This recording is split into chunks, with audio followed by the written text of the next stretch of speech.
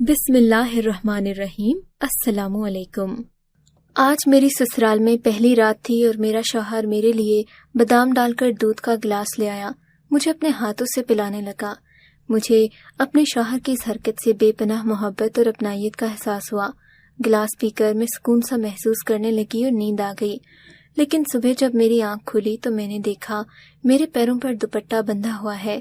مجھے بے حد حیرانی ہوئی کہ یہ سب کیا ہے، ایسی عجیب حرکت میرے ساتھ پہلے نہیں ہوئی۔ ابھی میں انہی سوچوں میں بیٹھی تھی کہ انیال کمرے میں داخل ہوا، دوپٹے کی جانب حیرانگی سے دیکھتے ہوئے بولا، یہ کیوں بندھا ہوا ہے؟ کیا پاؤں میں تمہارے درد ہے؟ میں نے الجھی نظروں سے اس کی جانب دیکھا اور بولی، نہیں، پتہ نہیں یہ کیسے بندھ گیا۔ اس نے کہا کہ شاید نیند میں باندھا ہو۔ اس کی بات پر میں خاموش ہو گئی، کیونکہ اکثر انسان نیند میں الٹی سیدھی حرکتیں کر لیتا ہے۔ وہ میرے پاؤں سے دوپٹہ کھولتا وہاں سے چلا گیا۔ تب میں نے دیکھا کہ اس کا بیٹا فیصل دروازے کے باہر کھڑا مجھے دیکھ رہا ہے، لیکن جیسے ہی میری نظر اس پر پڑی وہ وہاں سے بھاگ گیا۔ اس کی نظریں مجھے بہت عجیب سی لگنے لگی تھیں۔ اس کے جاتے ہی مجھے ماضی کا وہ وقت یاد آ گیا جب اس شخص نے مجھے میری ساری خامیوں کے ساتھ قبول کیا تھا۔ میرا نام نازیہ ہے۔ میرے دکھ اس وقت شروع ہوئے جب مجھے میری زندگی کی سب سے بڑی خوشی ملنے والی تھی، لیکن وہ خوشی کیسے مل رہی تھی یہ ایک الگ کہانی ہے۔ میں آج ماں بننے والی تھی۔ میں نے اپنی ماں کے آگے ہاتھ جوڑ دی اور کہا، خدا کے لیے مجھے میرے بچے کی ایک جھلک ضرور دکھانا۔ میری ماں نے ایک مسکراہٹ کے ساتھ ہاں میں سر ہلایا، میرے سر پر ہاتھ رکھ کر دعا دی۔ تھوڑی ہی دیر بعد اللہ نے مجھے اولاد جیسی نعمت سے نوازا۔ تکلیف اتنی زیادہ تھی کہ میں نیم بے ہوش ہو چکی تھی، لیکن آخری آواز جو میرے کان میں پڑی وہ ایک بچے کے رونے کی تھی۔ ہاں، میرے اپنے بچے کے چیخنے کی آواز۔ لیکن اس وقت مجھ میں ہمت نہیں تھی کہ میں اپنے بچے کو دیکھ سکوں۔ نہ جانے کتنے گھنٹے سونے کے بعد میری آنکھ کھلی تو میں نے اپنی ماں کو سرہانے بیٹھے پایا۔ میری آنکھیں پورے کمرے میں اس ننھے وجود کو تلاش کرنے لگیں جسے میں نے جنم دیا تھا، لیکن مجھے اس کی جھلک دکھائی نہ دی۔ میں نے ماں سے پوچھا کہ میرا بچہ کہاں ہے؟ پہلی بار پوچھنے پر وہ خاموش رہی، مگر جب میں نے دوسری مرتبہ زور دے کر پوچھا تو وہ افسردہ چہرے کے ساتھ بولی، تیرا بچہ مرا ہوا پیدا ہوا تھا۔ ان کی بات سننا تھی کہ میرے پورے جسم پر جیسے قیامت برپا ہو گئی۔ میں ایک دم چلا اٹھی اور بولا، آپ جھوٹ بول رہی ہیں، ایسا نہیں ہو سکتا۔ میں جانتی ہوں آپ لوگوں نے میرے بچے کے ساتھ کچھ غلط کیا ہے۔ لیکن ماں نے مجھے کسی بات کا جواب نہیں دیا۔ میں روتی رہی، چلاتی رہی۔ اسی چیخو پکار میں اچانک نہ جانے کس نے میرے بازو میں ایک سوئی چبو دی۔ شاید وہ نیند کا انجیکشن تھا۔ اس انجیکشن کے لگتے ہی مجھ پر غنودگی طاری ہونے لگی۔ چند لمحی رات ہو چکی تھی۔ میرے وجود میں ہمت بالکل نہیں تھی، مگر میں جانتی تھی کہ اگر میں نے ہمت ہار دی تو میں کبھی کچھ نہیں کر سکتی۔ لہٰذا میں آہستہ آہستہ قدموں سے چلتی دروازے کی طرف بڑھی۔ میرے اندر چھپی ممتا اپنے بچے سے ملنے کے لیے تڑپ رہی تھی۔ ابھی میں کوریڈور میں پہنچی ہی تھی کہ اچانک مجھے اماں ابا کی آواز سنائی دی۔ وہ آپس میں کوئی بات کر رہے تھے۔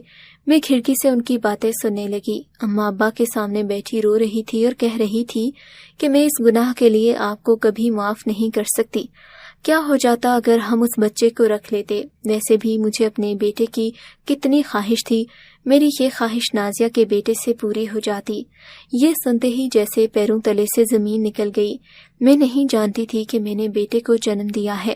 ابا نے ماں کو گھوری ڈالی اور بولے، تیرا دماغ تو خراب نہیں ہو گیا؟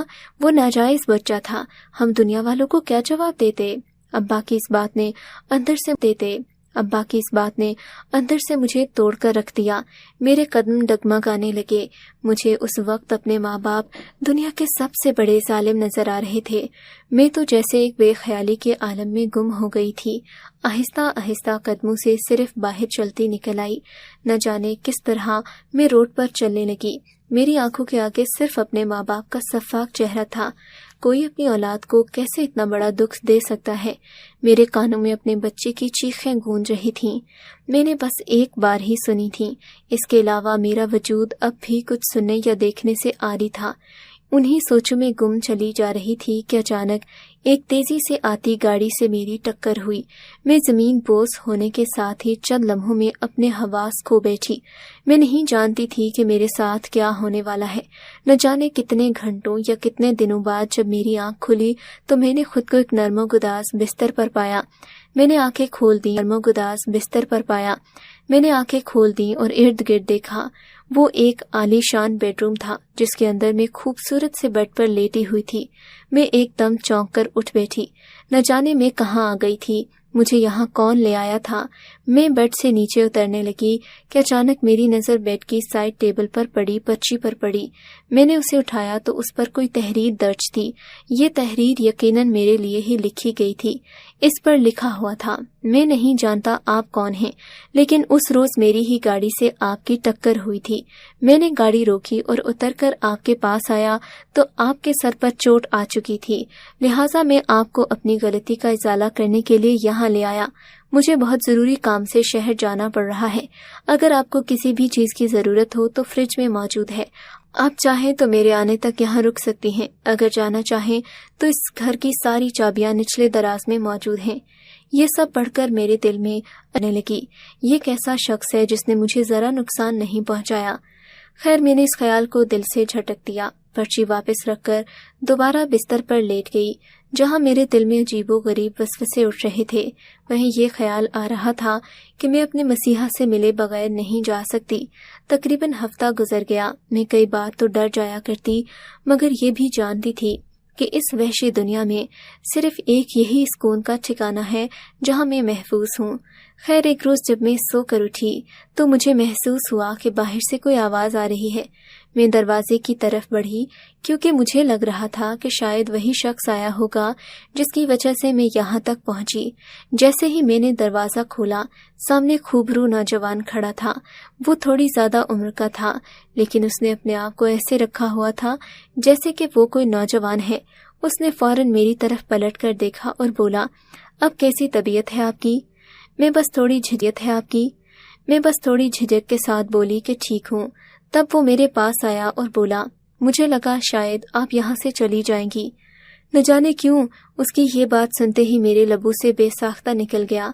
मेरे पास कोई छत नहीं जहाँ मैं जाऊं, मगर ये कहकर मुझे शर्मिंदगी होने लगी।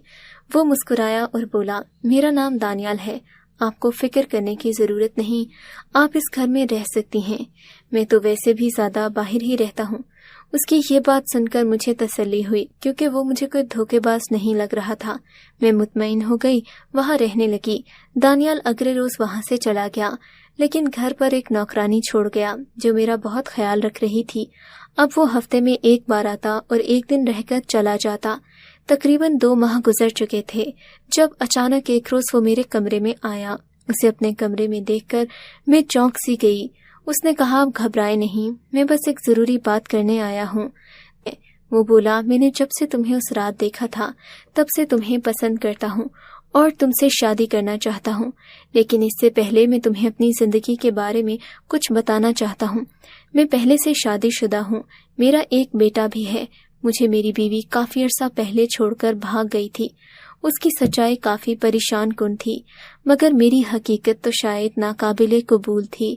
उसने मुझसे पूछा कि अब अगर मैं तुमसे इस रिश्ते में बंधना चाहता हूँ तो इससे पहले तुम अपने बारे में मुझे सब कुछ बताओ।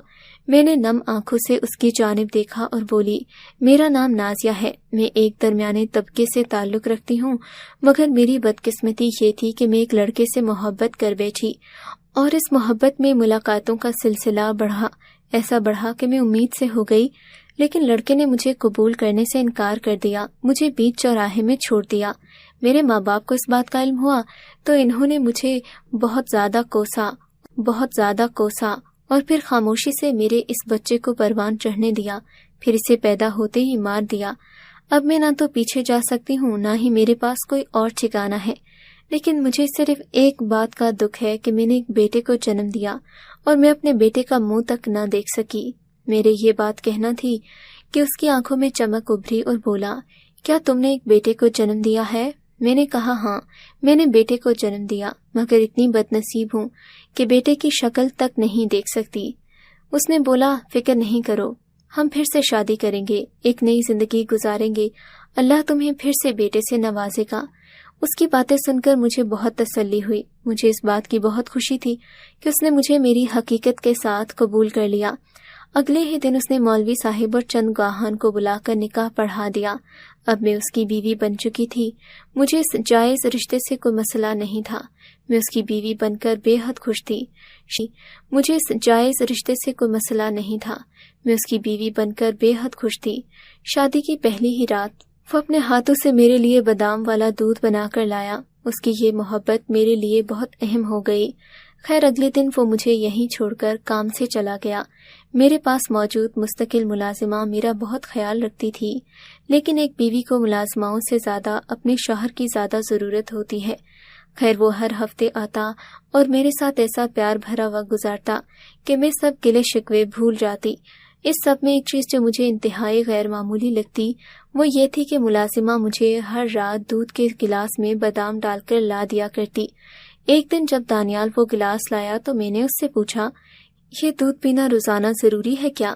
تب اس نے میری جانب بڑی محبت سے دیکھا اور بولا، ہاں یہ تمہارے لیے بہت ضروری ہے تاکہ تم صحت مند رہو، تمہارا بچہ بھی صحت مند ہو۔ اس کی اس بات نے مجھے بہت خوشی دی۔ وقت تو دانیال میرا کچھ زیادہ ہی خیال رکھنے لگا۔ وہ ہمیشہ مجھ سے بیٹے ہی کی خواہش کرتا۔ ایک روز میں اس کے پاس بیٹھی جب وہ بولا کہ ہمارا بیٹا بہت خوبصورت ہوگا۔ میں نے کہا، بیٹا ہی کیوں، بیٹی بھی تو ہو سکتی ہے۔ میری بات سن کر وہ مسکرایا اور میری طرف دیکھتے ہوئے بولا، میں چاہتا ہوں ہمارا بیٹا ہو اور تمہاری طرح خوبصورت ہو تاکہ اگلی ساری نسل خوبصورت ہو جائے۔ اس کی بات سن کر میرے چہرے پر مسکراہٹ آ گئی۔ اس کے اچھے موڈ کو دیکھتے ہوئے میں نے اس سے اپنے دل کی ایک اور بات کہہ ڈالی۔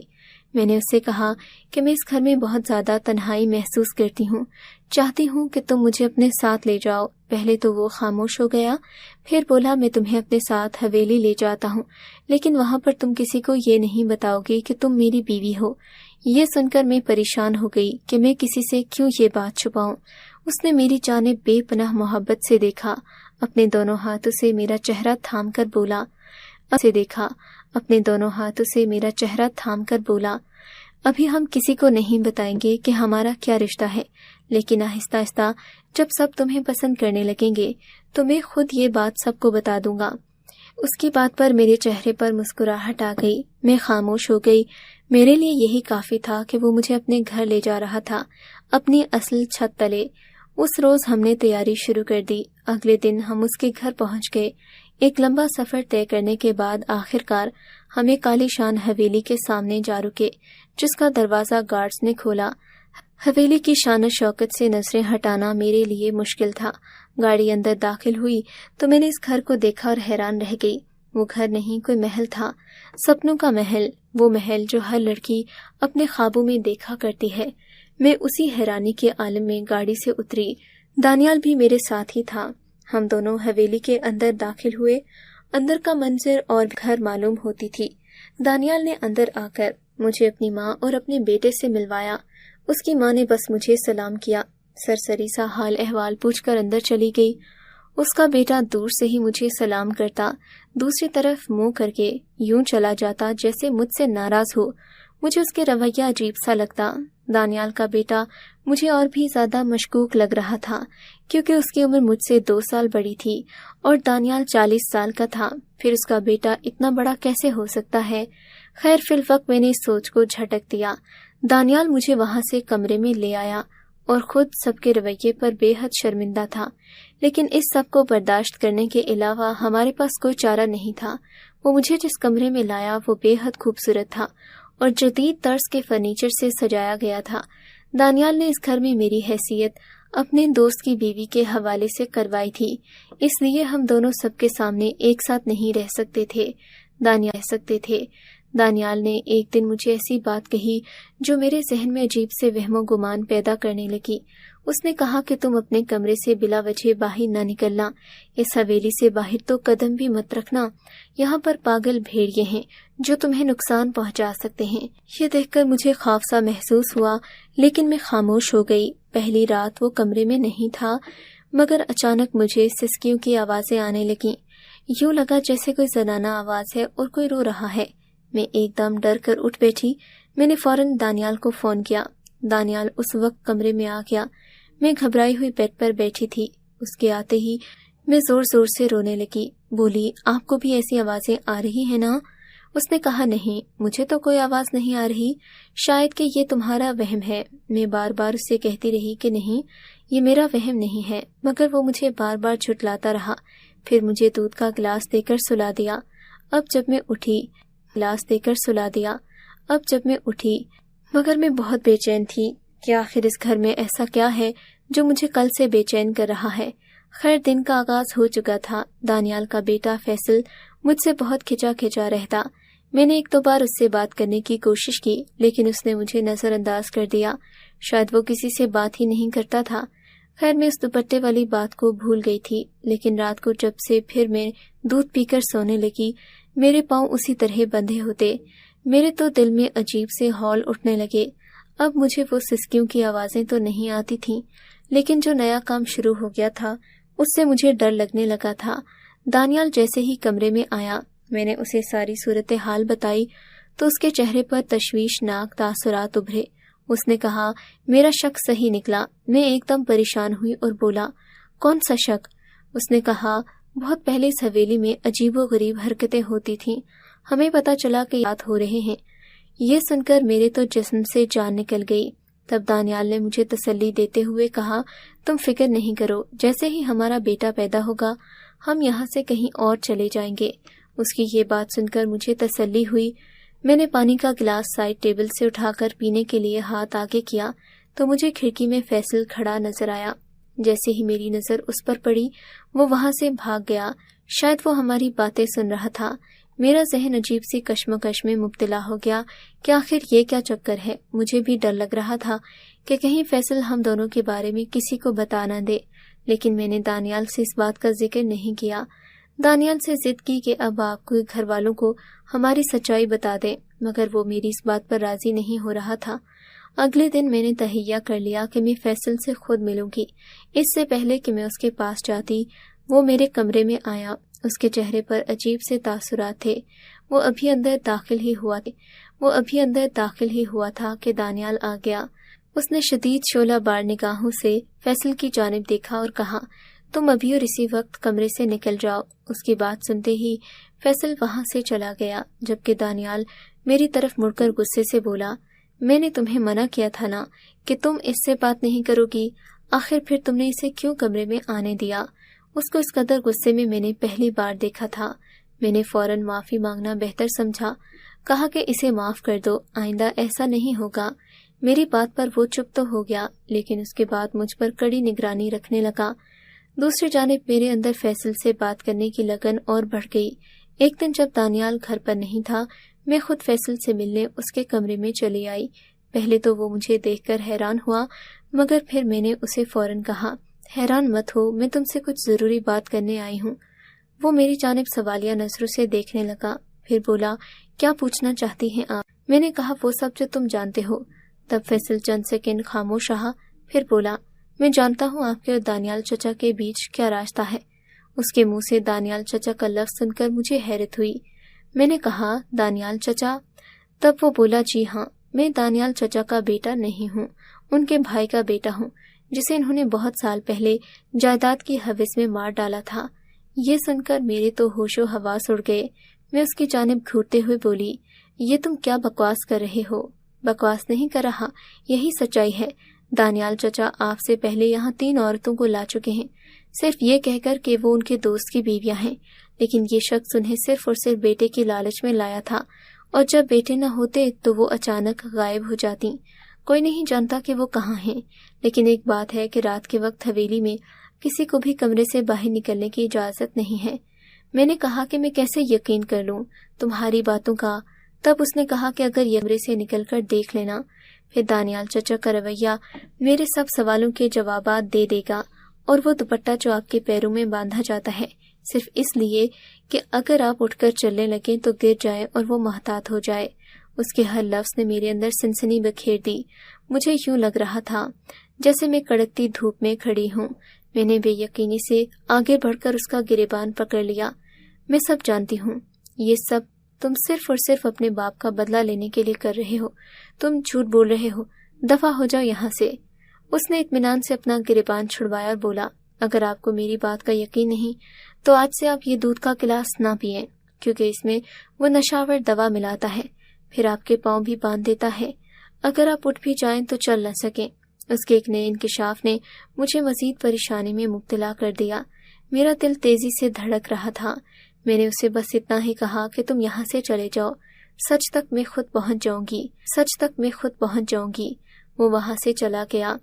میں دل میں دعائیں کرنے لگی کہ یہ سب سچ نہ ہو. وہ دن میں نے کیسے گزارا صرف میں جانتی ہوں. رات ہوتے ہی دانیال میرے لیے دودھ لے آیا. میں نے کہا, میرا دل گھبرا رہا ہے, میں نہیں پیوں گی. کہنے لگا, یہ تو تمہیں پینا پڑے گا. میں نے کہا کہ اگر میں نے یہ دودھ پی لیا اور میری طبیعت خراب ہو گئی تو ہمارے بیٹے کو بھی کچھ ہو سکتا ہے. یہ سنتے ہی اس نے گلاس واپس میز پر رکھ دیا اور بولا, ٹھیک ہے, جیسا تم چاہو گی ویسا ہی ہوگا. اس کے بعد وہ بستر پر لیٹ گیا. میں جانتی تھی کہ آج وہ پہلے سے محتاط ہو کر میرے ہاتھ پاؤں باندھے گا. میں پوری رات جاگتی رہی. میرے کانوں میں وہ سسکیاں گونج رہی تھیں. رات کے 2 بجے کا وقت تھا جب دانیال بستر سے اٹھ کر کمرے سے باہر گیا. میں بھی دبے قدموں اس کے پیچھے چل پڑی. اس نے کچن سے کھانا لیا اور باہر جا کر زمین سے ایک فرش کی طرح بنا ہوا تختہ ہٹایا. اس سے کوئی اندازہ نہیں لگا سکتا تھا. میں وہیں سے آوازیں سننے لگی. دانیال کے اندر جاتے ہی وہ سسکیاں تھم گئیں. وہ اندر سے عورتوں کے آنے کی آوازیں تھیں. وہ عورتیں دانیال کی منتیں کر رہی تھیں کہ خدا کے لیے ہمیں یہاں سے نکلنے دو, لیکن دانیال ان کا مذاق بنا رہا تھا. یہ سب سن کر میرا جسم لرز گیا.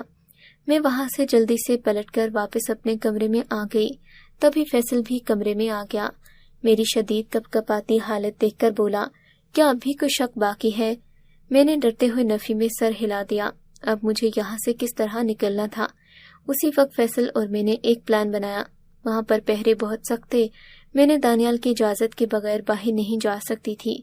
اگلے روز میں نے دانیال سے کہا کہ میری طبیعت خراب ہے, مجھے ڈاکٹر کے پاس لے چلو. پہلے تو وہ اس بات پر راضی نہیں ہوا, لیکن جب میں نے کہا کہ اگر تم ڈاکٹر کے پاس نہ لے کر گئے تو ہمارے بیٹے کو کچھ ہو جائے گا, یہ سنتے ہی وہ راضی ہو گیا اور مجھے ڈاکٹر کے پاس لے گیا. مگر میرے دل میں کچھ اور ہی چل رہا تھا. وہاں جا کر ابھی ہم اپنی باری کا انتظار کر ہی رہے تھے کہ اچانک پولیس نے چھاپا مار دیا اور دانیال کی 3 بیویاں بھی ان کے ساتھ تھیں. شاید یہ لوگ پہلے ہی انہیں چھڑا کر لے آئے تھے. سب نے دانیال کے خلاف گواہی دی اور دانیال کو ذہنی مریض ثابت کیا. دانیال تو غصے سے آگ بگولا ہو گیا تھا, لیکن اب وہ کچھ کر نہیں سکتا تھا. اسے پولیس پکڑ کر لے گئی. میرے دل میں ایک سکون کی لہر جاگی. وہ 3 عورتیں اپنے اپنے گھروں کو لوٹ گئی تھیں.